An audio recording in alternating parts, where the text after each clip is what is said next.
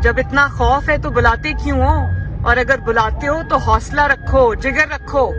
ये है मरियम नवाज शरीफ साहिबा जो कह रही हैं कि अगर इदारों के पास जिगरा नहीं होता, अगर इदारों के पास हिम्मत नहीं है तो मुझे बुलाते क्यों हैं? भाई आप जैसा करप्ट जिगरा ना इदारों के पास है, ना पुलिस के पास है, ना नैब के पास है। और उसके बाद मैं आपको सबूत दूंगा कि आपके वालिद नवाज शरीफ साहब के पास कितना बड़ा करप्शन जिगरा था और उन्होंने कितनी करप्शन की थी। आप सिर्फ इस बात से अंदाजा लगा लें इनकी करप्शन के जितने भी कारनामे हैं उनका, कि अमरीकी मुसन्निफ ने इनकी करप्शन के ऊपर बाकायदा किताब लिख दी और उसके मुताबिक नवाज शरीफ ने अपनी हुकूमतों में $418 मिलियन की करप्शन करके वर्ल्ड रिकॉर्ड कायम किए हैं, दूसरे मुल्कों में असासे बनाए हैं। और ऐसा बड़ा करप्शन जिगरा किसी के पास नहीं है। सिर्फ लाहौर इस्लामाबाद मोटरवे से $160 मिलियन करप्शन की कमीशन कमाया और इतना बड़ा करप्शन जिगरा भी किसी के पास नहीं है। पाकिस्तानी बैंकों से $140 मिलियन लूटे।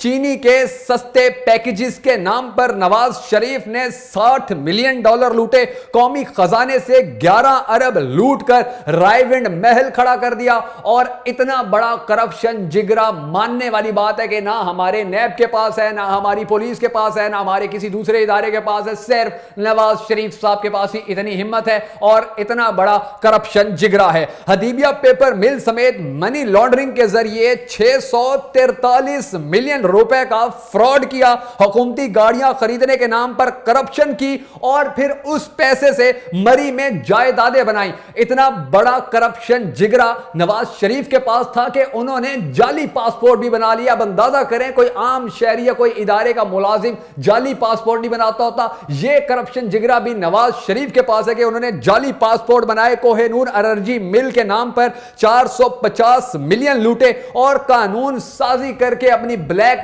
मनी को व्हाइट कर लिया। यह करप्शन जिगरा भी सिर्फ नवाज शरीफ के पास है। 35 अरब के कर्जे माफ कराए। सस्ती रोटी पर करप्शन, बिजली पर करप्शन, पेट्रोल पर करप्शन, सब्जियों पर करप्शन, मुर्गियों पर करप्शन, अंडों पर करप्शन, गन्ने पर करप्शन, चीनी पर करप्शन। इतना बड़ा करप्शन जिगरा ना इदारों के पास है, ना नैब के पास है, ना पुलिस के पास है। अगर इतना बड़ा जिगरा और इतनी ज्यादा हिम्मत किसी के पास है तो वो नवाज शरीफ साहब के पास ही है कि उन्होंने इतनी करप्शन की। और इस करप्शन की पूछ गूछ के लिए जब उनको बुलाया जाता है, जब आपको बुलाया जाता है, जब आपके खानदान के दूसरे अफराद को बुलाया जाता है तो कभी बीमारी का बहाना है, कभी कोरोना का बहाना है, कभी हम पे हमला हो गया, कभी हम बीमार हो गए, कभी हमारे साथ ज्यादती हो गई। ये बहाने होते हैं आपके पास। और आज जो आपने कहा कि इदारों ने मुझ पे हमला करवा दिया, तो इदारों ने कहा हमला करवाया? आप खुद अपनी बारात लेकर आए थे, 200-400 बंदे आप लेकर आए थे, आपकी गाड़ियों में पत्थर थे, जो पत्थर बरसाए गए हैं, नैब के दफ्तर के ऊपर शीशे तोड़े गए और आप कह रही है कि पुलिस ने आप पे पथराव किया।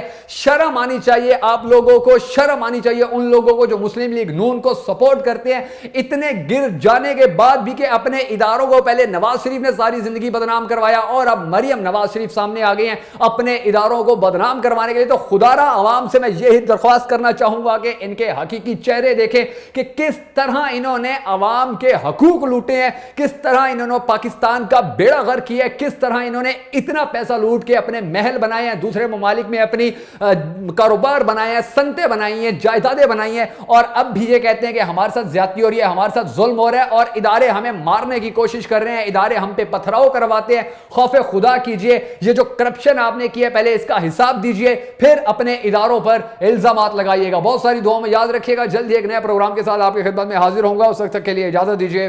अल्लाह हाफिज।